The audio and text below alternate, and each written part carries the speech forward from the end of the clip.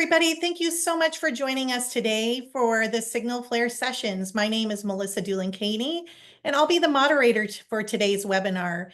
If you're new to the SignalFlare Sessions, this series gathers the industry greats, thinkers and experts to discuss current and relatable industry challenges and news. Just like SignalFlare AI does, we take the best and the most valuable data and insights and distill it down to actionable, useful insights. We plan to do the same today with our wonderful speakers today. So today we have Mike Lukianoff, our host and founder and resident expert. Mike, do you mind introducing yourself? Sure. As you said, I'm the CEO of SignalFlare AI. I've been doing restaurant analytics since that was an oxymoron over 25 years ago. So very excited to be here with Lisa. I love every conversation that I get to have, and now you all get to see a little view of that. Absolutely. I know when we were talking about who could we join for this session, it became very evident that we were all really excited to hear Mike and Lisa tear down the data together and share it. So without further ado, let's introduce Lisa Miller, a personal friend and consumer strategist. Welcome, Lisa. Welcome. Thank you. I'm so glad to be here. But I'll give a little bit, just a Reader's Digest on my background too. So I have my own company for about 17 years. I love collecting data, writing questions. I ask questions for a living. But in the pandemic, I started this survey, and now I'm at 83,000 consumer interviews since March of 2020. And you guys today are going to be the first ones to see the data from just last week. So I'm so excited to be here. We're glad you're here, Lisa, and we know that this is going to be a packed full 45 minutes of really great insights. Again, for all of you that are coming in right now, thank you so much for joining us and tuning in. You can use the chat or comment features on the Zoom down at the bottom. If you want to say hi or have any questions along the way, we're going to try to get through and answer as many questions as you can as we get through this. So thrilled to have you here. So I am incredibly excited about today's webinar. As we discussed, Lisa has some hot off the press data. We were talking through the weekend and she just got it published on Friday. On top of that, Mike just came back from the NRA show where he spoke at the MEG conference. And I'm telling you, the slides that he presented were pretty remarkable. And so he's been graciously offered to go through a few of the highlights here for us today. So you guys are in for a treat. We have hot off the press data from both Mike and Lisa. So before we get into the data, let's start by asking the question I hear a lot with data geeks is, and you two are definitely, I would say, data geeks, which I love about you, is what is the difference between your data? What's the difference between quantitative data versus survey data, macro versus economic data, research versus analytics? Mike, I'm going to start with you. Maybe you can share a little bit and dive into where the data from SignalFlare.ai is coming from. Yeah, so the data that we're using is coming from a cross-section of 180 million mobile devices, which tell us who's visiting what restaurants and retailers, and where they originate from and what their demographics are, as well as credit card panel data that tells us some very similar stuff, but it gives us a different cross section because that's also going to include food delivery and so forth, whereas the foot traffic mobile data will only show you who actually arrived at a restaurant. And then we're also layering in lots of information from government sources. So how many restaurant openings there have been, how many restaurants are reporting taxes, which is usually a good understanding as to who's open and who's not. So we're marrying all of that data together to get a quantitative analytical look at it. I love Lisa's data, and she'll talk to you about it because it also gives you insight into who those customers are and what they're thinking and how they feel about the world. Yeah, so I'll just chime in. So we had a very fun debate, Mike, when we talked about quantitative data, and it's like big Q and little q, maybe, I don't know. But I actually do consumer survey research. So for you guys out there, I'm sure many of you familiar with, writing the questions and doing surveys. And what I always like to remind people is that attitudes lead behaviors. So if you think about the data that I have, I'm asking the consumers about what's in their minds, what's in their hearts, 1,000 consumers every month to really understand how are they feeling, what's working, what's not. But importantly, that's what shows up then in Mike's marketplace data. And my data tends to be about 1 month ahead of the actual behaviors. And the data over the last couple of years has become a leading indicator of the economy. And I'll explain that, but then also restaurants. So attitudes lead behaviors. And we also have to remember that each data point is a human being underneath of it. And we have to remember and walk a day in their shoes. And it's not just data, there's people on the other side of all the data we're going to be talking about. That's great, Lisa and Mike. So we have really big quantitative data of 180 million mobile users. Then we get down to the real nitty gritty of being able to really ask the consumers their overall feeling and sentiment. And Lisa, I've been following your data through COVID. I think we all survived off of your data through COVID of like, where are the consumers thinking?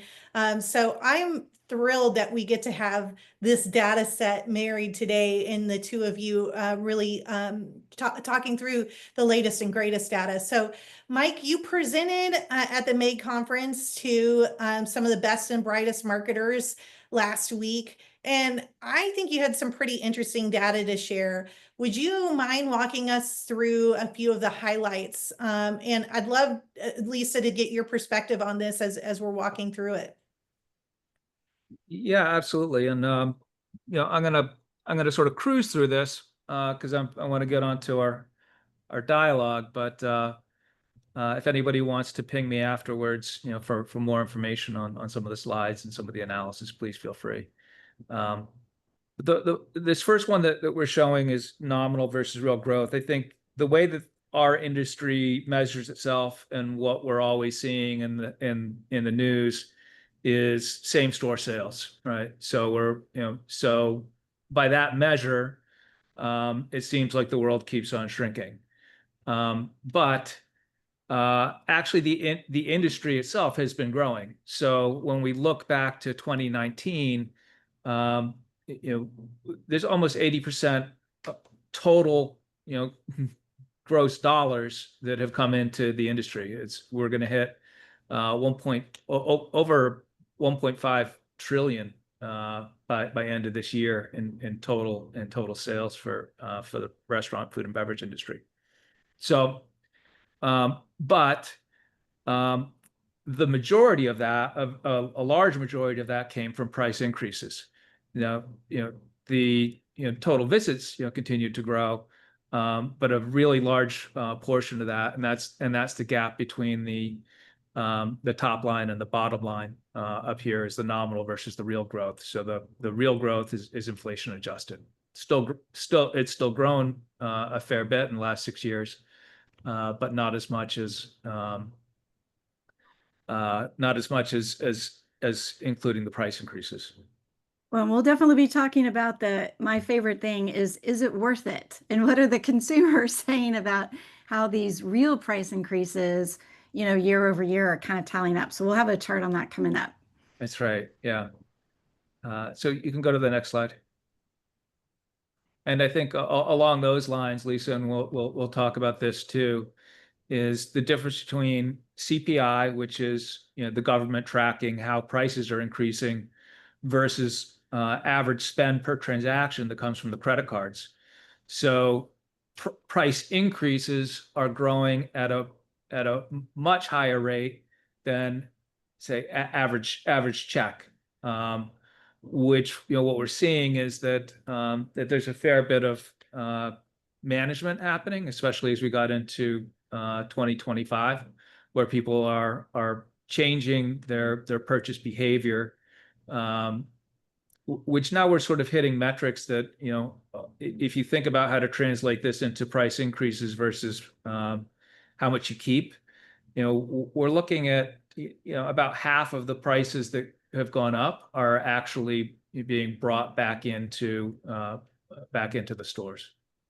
Hmm. Mm. So you can go to the next one. And then one more slide here, and then I'm going to hand it over to Lisa to walk through her perspective on the consumer. The other thing to think about, and there's a lot of ways to cut this geographically too, but if we just look at full service restaurants versus limited service restaurants, and that ratio of population versus the restaurants, and how this has changed over time. We've seen very aggressive growth in limited service restaurants, and not quite so much in full service restaurants.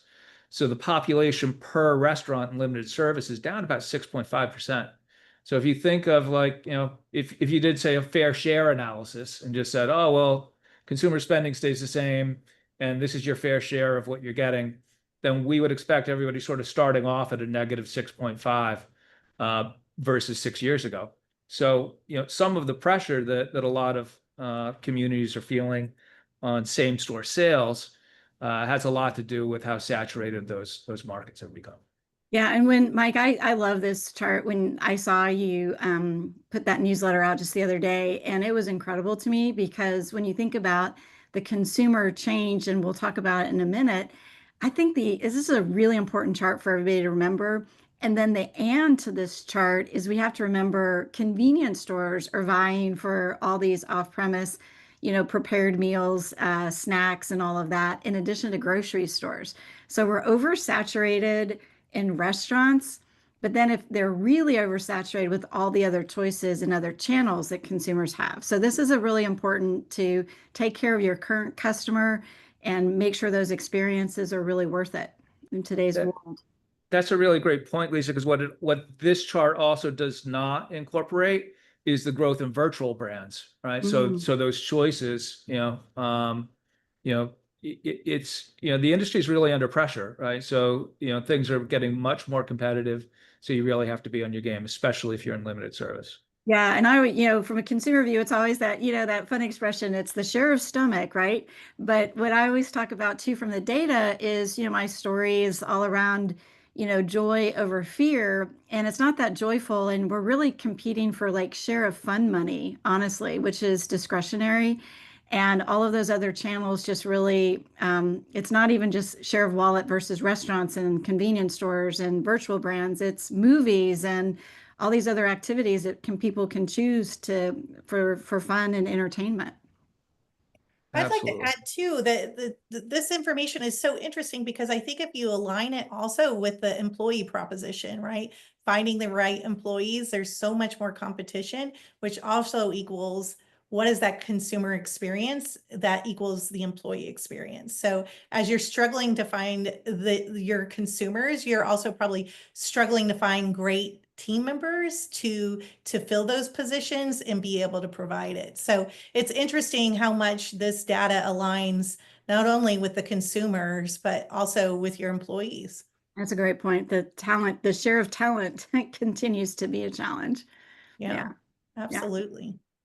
So Lisa, let's get into your data. And like I said, this is literally hot off the press. I think you got it on Friday, was working on this over the weekend. Thank you so much. So we could bring it to everybody today. So why don't you walk through this? I think this is fascinating. Well, and let me just explain. So for those of you that have not been following along this journey back to joy, I call it the business of joy. There are two lines on this chart. The first is a green line that basically is a percent of US Americans 18 plus years old, 1,000 consumers. And I said, are you still spending as usual? And that's a mindset to say, I'm not really that concerned about the economy and I'm spending as usual. The red line is basically those people that say they've stopped spending. They're so fearful and anxious about the economy that they've stopped spending. Now, it doesn't equal 100, and that's the middle, which is kind of this I'm pausing. But I want to talk about the lines and the trends, because this data typically is 1 month ahead of the economy and 1 month ahead of restaurant sales and traffic. Look at the far left, which is 2023. April, May, June, the green line actually went up, and then the red line was kind of coming down. If you look at 2025 on the far right-hand side, we actually have a little bit of respite, a little bit of hope in this data that just came back on Friday, 1,000 consumers. And you can see that the gap between the red line and the green line is the smallest it's been in a very, very long time, back to 2023 levels.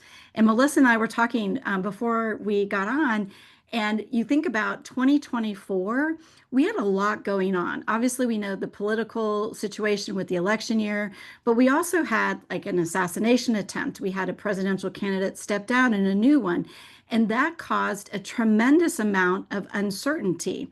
When the new administration started in January, you can see that big bump in March. It was, the first 100 days of a new administration, and I call it kind of the shock and awe. But all of it is kind of settling down, people coming into the summer going, you know what? Pause. I can breathe. And even though there's a lot going on still, it's now maybe getting back to, I'm going to live my life and the summer's coming. So this closure of gap is a very, very good sign. Now, if you go to the next slide for a minute, I want to just say, okay, it's not all rainbows and butterflies right now. There is a lot of concern still about the tariffs. I know that tariffs was a big question I saw in the chat. And the way I ask this question is from a consumer view. I'm concerned about the high prices that are going to be caused by tariffs. It's still a large group of people, 62%, but the reality of it is that number has shrunk in a 1 month time, April versus May, by 4 points. And that is a good sign. The fact of the negative impact on the tariffs impact on my personal finance, first of all, it's 10 points lower, and that also declined. So we're seeing this mitigation across all of my data. It's a very robust survey, not just restaurants, very robust. All of these dynamics about the fear of the economy seems to be waning a little bit. The concern on the right-hand side, those two measures, I'm concerned about the economy, down 5 points. I'm concerned about the volatility of the stock market, down 5 points.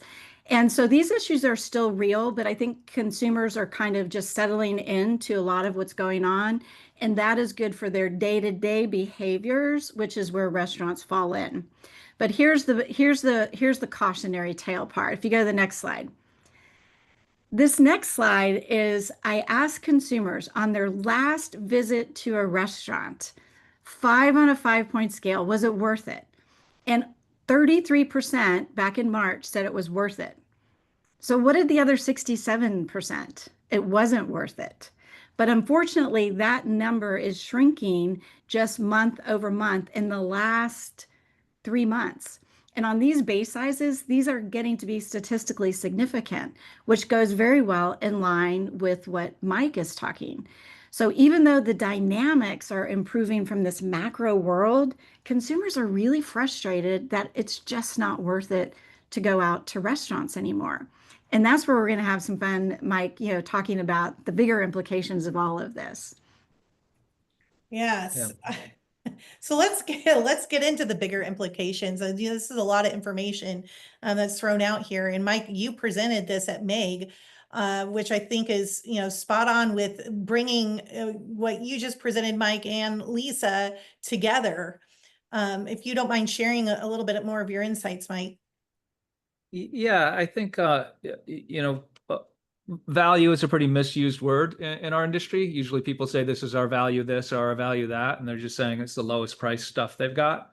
But that's not really how consumers are thinking, right? They whether both at the product level, but also at the check level, when they find out how much the experience cost them, they're doing a different assessment and saying, well, how much was this? How was the quality of that service and the experience and this atmosphere that I've experienced? And that's how they're deciding whether they got a value. And we're really seeing this play out in the numbers now, because in times when people have maybe felt more financially strapped in the past, we've seen that that's been a boon to QSR, because people would trade down.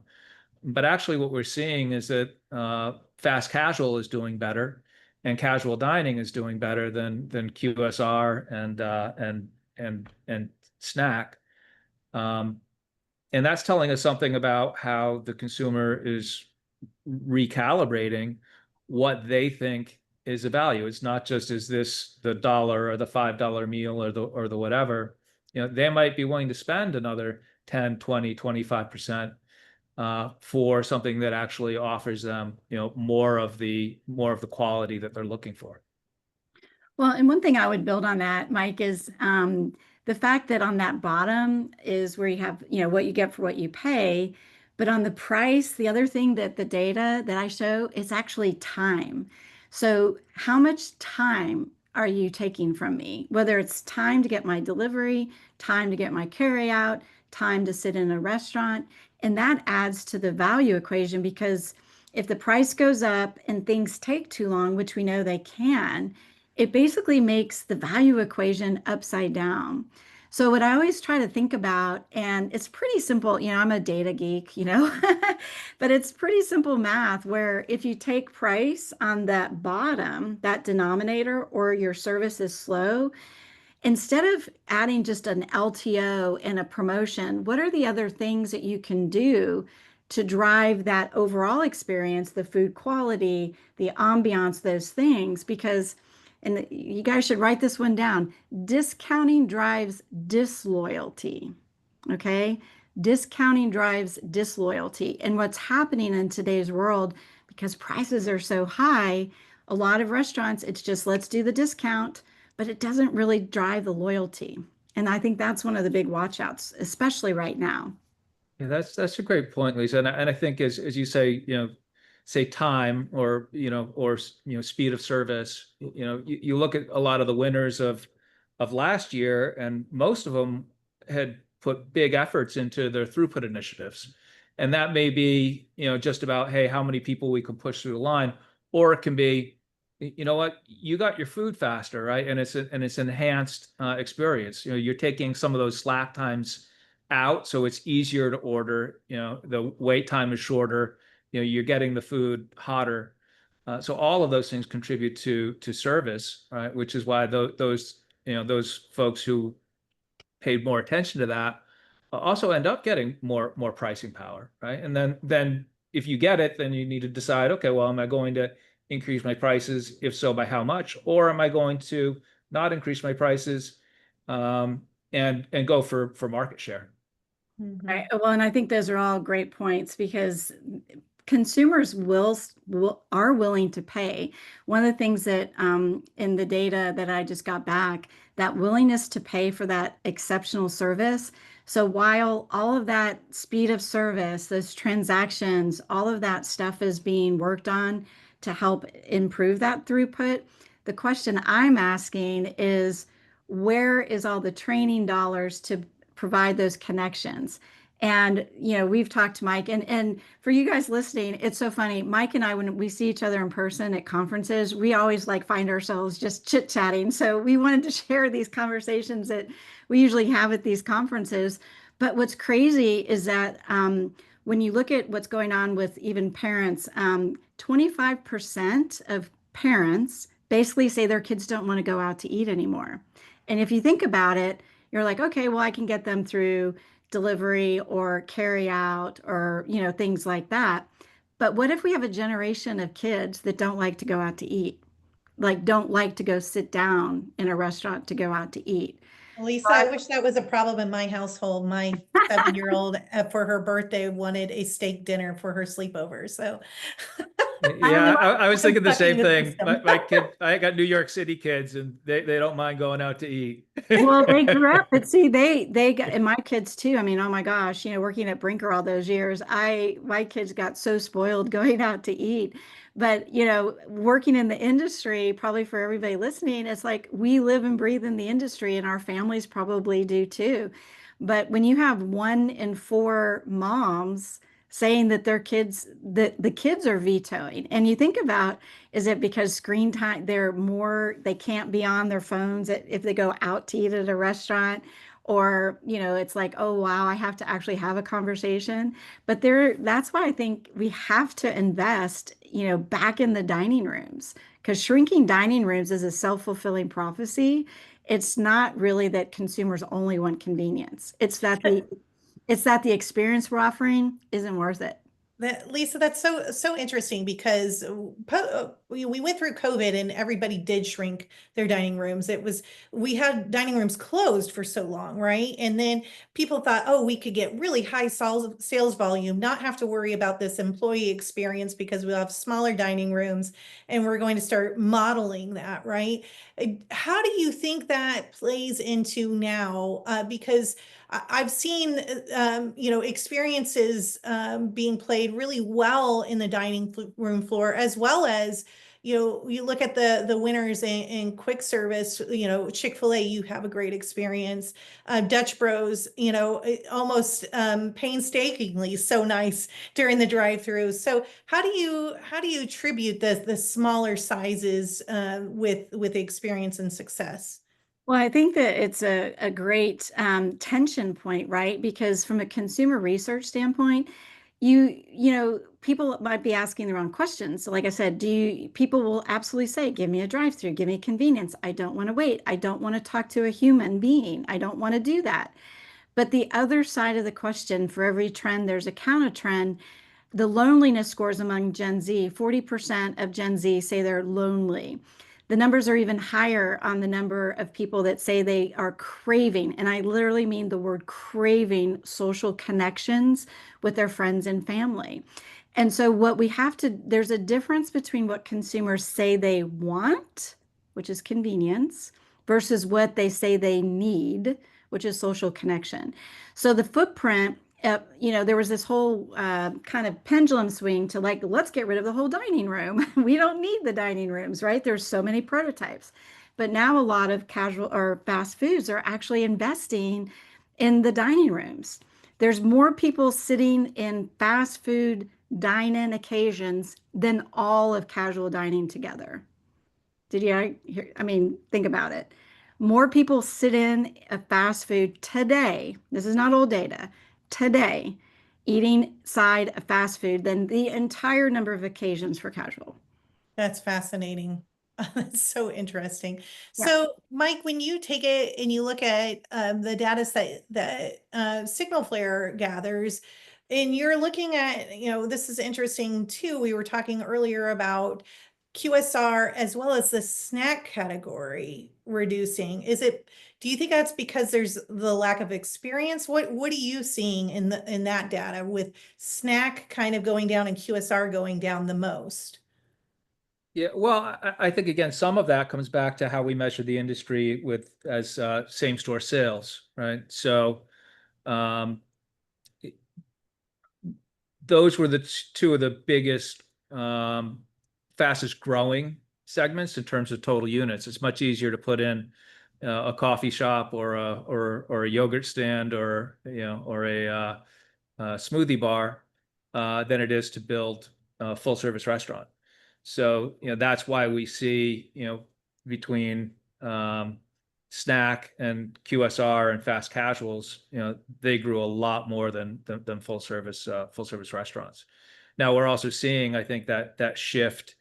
I would say that, in terms of if we look at total volume, the snack and beverage is somewhat flat, but the number of players who are in it has just accelerated faster than population growth in their trade areas. When we look at fast casual, that's definitely taking share away from QSR, because I think people are reassessing what the value of that QSR experience is. Well, and I will say that now with building on that, Mike, is that with convenience stores, so the 7-Elevens, I mean, I live in Dallas, and when they tested their pizza, I mean, it was everywhere on advertising. And, Racetrack, Quick Trip, all these places that are actually hiring restaurant people to run their food programs. If you think about those buildings in the snack category, they have a whole nother set of competitors that really wasn't 5 years ago, wasn't the case. And I think that that's an important thing. The other thing and you and I were joking about this too, Mike, is that having done some work in convenience stores, what is a snack is a really self-defining occasion. Doing focus groups with convenience store users, for sometimes a slice of pizza is a snack, for sometimes a burger is a snack, those little taquitos. And so the way, particularly the next generation defines meals, that can be like a meal could be a snack. Same for smoothies and so on. So I think it's just, really understanding your consumer need states, your consumer targets, finding those unmet needs and unarticulated. But I always say average is awful, because you can't just always ask straight up questions. You've got to ask questions around to be able to really unlock the insight for what is the opportunities. How do Yeah, you I think price and those are menu great. optimize snack cheeseburgers and pizza as snacks, Mike? Well, I mean, that's not really necessarily a new phenomenon. I think that's maybe it's accelerating, but we've had snacking meal periods where we can kind of identify what people are having as a snack depending on what time of day they're buying it. So, but Yeah. I think Lisa, those are some great points about convenience and how different that is now. I mean, I used to joke, when I was a kid about, oh yeah, I'm gonna go get some gas station chicken. Yeah, it didn't sound appealing, right? But now you've got crispy, crunchy chicken is one of the best products out there. You've got Casey's has amazing food coming out of their convenience stores. So that whole landscape has really changed. Well, and 7-Eleven with tacos and pizza, and they've really amped it up. But it is funny when it just made me think about how, we have to think about the occasions. And what I just thought of when both of you talking, it's like Taco Bell and Wingstop. When you think of their commercials, yes, they're selling their wings, or they're selling their boxes of food. But what are they actually selling? They're actually selling that connection that I was talking about. They always are showing like lots of friends gathering. So at Taco Bell, it's more of they're showing that home occasion, but bring that box wherever you want to go for large quantities of food. But they're marketing something bigger than the product. They're marketing their brand experience, which is otherwise they're commoditized. So many brands are so much into the product, which I worry is becoming commoditized, versus some of the brands that are on fire, whether it's Chili's or Taco Bell or Wingstop. When you look at their ads, it's bigger than the product. And that connection that they're showing, it's not your typical bite and smile. It's this connection in a moment that only that food can serve. And I think that that's going to help those people that understand that connection, even in the QSR world, those are going to be the ones that I think are going to come up on top. Yeah, I think that's important, Lisa, because it's not if all we were doing was selling food, then these price multiples on take your cost of goods and multiply it times 3 or 4. That would work all the time, right? Because people are just saying, okay, well, it's this is how much your commodity is worth. But when you actually have that emotional investment and you can actually make that a part of the experience, and it completely changes the value of that experience.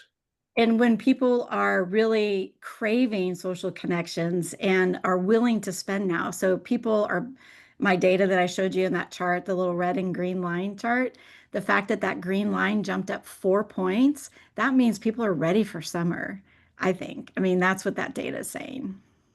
I know we are. We are at my house too. We are at my house too.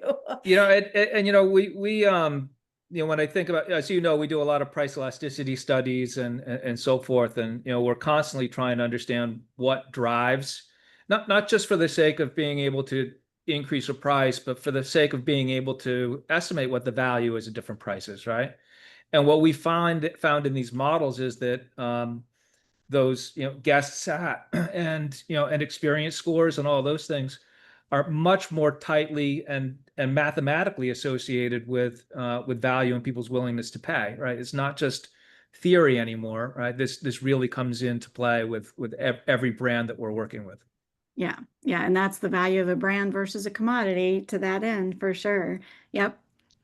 So we have a question from the audience that I want to ask you all. So, Lisa, they've read somewhere that you recommended not taking price and that your data says that confidence is increasing. Mike, your core business is helping restaurants with pricing. Can you each share kind of your perspective on what restaurants should do? Knowing that we're going into the summer, early fall, a lot of people do price changes in that time frame. What do you think restaurants should do? What's your feeling and gut? Yeah, Uh, look, it's like threading a needle, right? It's because the risk of having customer backlash, I think to Lisa's point, is very real. But at the same time, if you do absolutely nothing with the way that prices and commodities are increasing, and the narrow margin industry that we're in, if you wait too long, then you're going to find yourself a year down the road, 18 months down the road, and then you're going to have to take a much bigger price increase just to make your economics work. So you've got to be very, very careful, very measured. If you're a chain restaurant and you're going at it by increasing, all of your restaurants by the same amount, I guarantee you that you're not, that's suboptimal because you're not in all the same trade areas. If you were, you wouldn't have multiple units. So, and frankly, I've never seen so much difference from trade area to trade area as we do now. And some of it's got to do with saturation, but also some of it has to do with the makeup of those trade areas. Wow, that's good. What that made me just think of, Mike. So two thoughts. One is in the data that I'm looking at too is, the towns on the border. I mean, I'm in Texas, and I've had a lot of people reach out to me that, how is Texas going? And then versus some of the other states. And so to your point, I think those trade areas, the receptivity of pricing is going to be highly varied by different geographies and even trade areas down to socioeconomics and all of that. But I would say, building on 2 points that I wanted to add, the one is go work with Mike and understand your curve of where your price was versus where it is now. Because the first page, Mike, that you shared was that gap of most of the time, if I'm talking to clients and they'll say, oh, well, we're doing a 2% price increase. And I go, well, how much was that burger, pizza, whatever product back in 2019? And a lot of people do not know that number.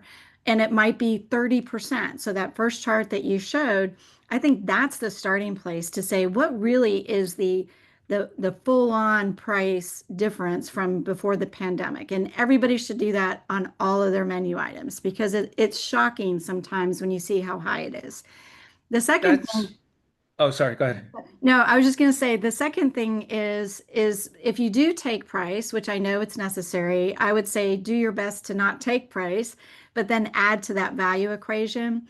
And then I guess the last thing I would say is I think there is something, I know everybody's talking about Chili's, but it is something that they did, which was their value offer was available all day, every day, versus on a Tuesday only through the app or at 4 o'clock or whatever. And so they made it an accessible value all day, every day.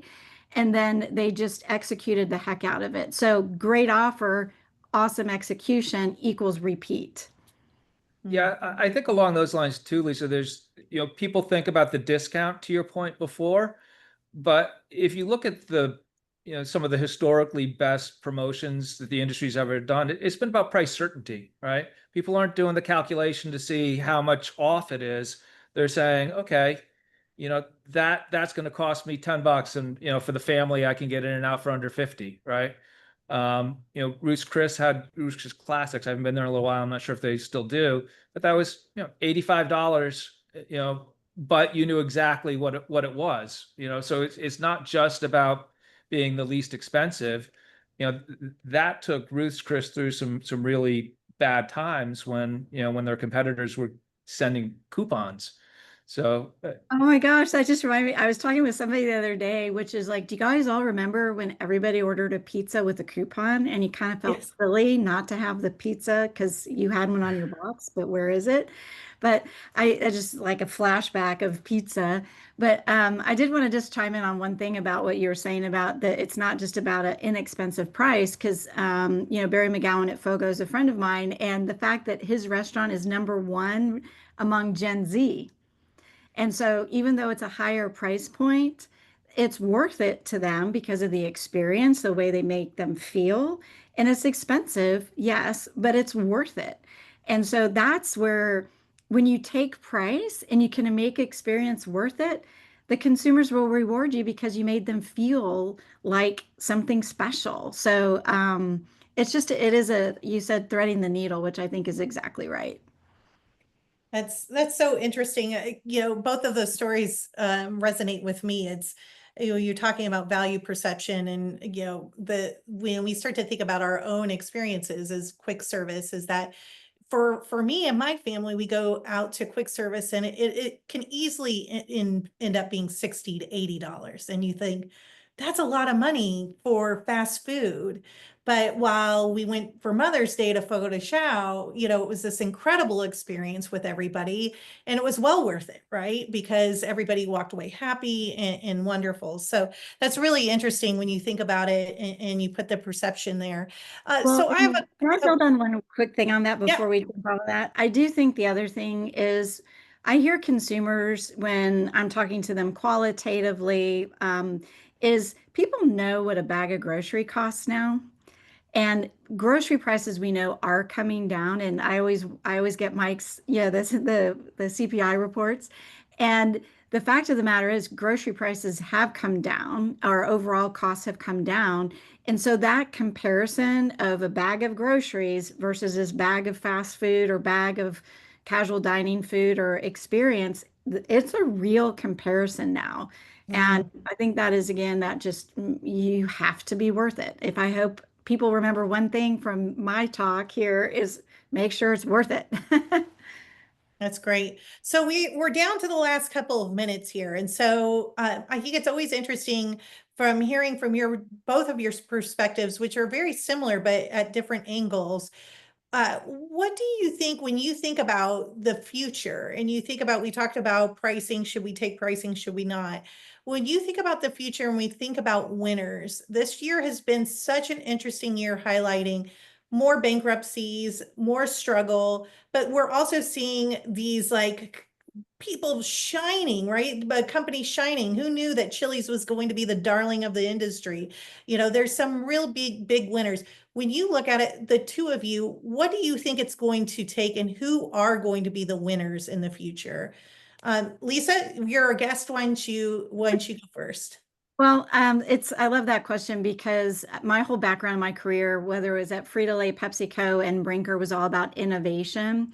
And so what I think the keys to the kingdom are going to be those that can continue to reinvent and recreate business models, because once you kind of go on a decline, only 10% of companies can pull out of that, which is why bankruptcies are so high. So we have to get into that reinvention mindset. And for me, there's some interesting little white spaces. Fast casual came in between fast food and casual dining. That's what fast casual is. I think there's now going to be these little in-between lanes on some of these other places that are going to reinvent experiences, reinvent food offerings, but they're going to be in the in-betweens. And that's where I think those opportunities are. But challenge yourself, learn from the mistakes, have more experiments. It's not about pass and fail. It's just doing a lot, trying a lot of things. That's great. Mike? Well, as you might expect from me, I do think that understanding the data is a key to everything, because it's understanding your trade area and your customers and your value perception. And when you're running chain restaurants, there's a tendency to try and say, well, let's keep it simple, let's simplify it, right? Let's not, and that's a good point. What's happening with AI is that a lot of the things that were complex are going to become simple. So being able to understand what's happening down at your individual location level and in those trade areas, and being able to act upon it more quickly. That's all going to be changing. It's changing very quickly. A year from now is going to be a completely different world than we're in now from that perspective. So I think that restaurants who understand how to go deep into the local success factors of the restaurants and have the systems that allow them to act on it, that's going to make a really big difference, because the trade area differences in this industry are becoming more profoundly different than I've ever seen before. That's great. Well, as expected, nuggets and nuggets of really great insights and data that I hope you all enjoyed. And looking forward to our next SignalFlare session, which is July 22nd. Thank you, Lisa. Thank you, Mike, so much for joining us. For all of you that dialed in, thank you so much. We'd love for you to follow along. You can follow Lisa and Mike on LinkedIn. They always have great insights and share. You can also check out SignalFlare.ai on LinkedIn and our website as well. And if you have any questions, feel free to reach out to me or Tammy Billings at Tammy@SignalFlare.ai. And then we're going to be announcing our July 22nd session here shortly. So make sure you're looking out for it. Check out LinkedIn, our e-newsletter and webinars, and thank you all for joining. Have a great day. Thank you, guys. Thanks, everybody. Thank you, Lisa.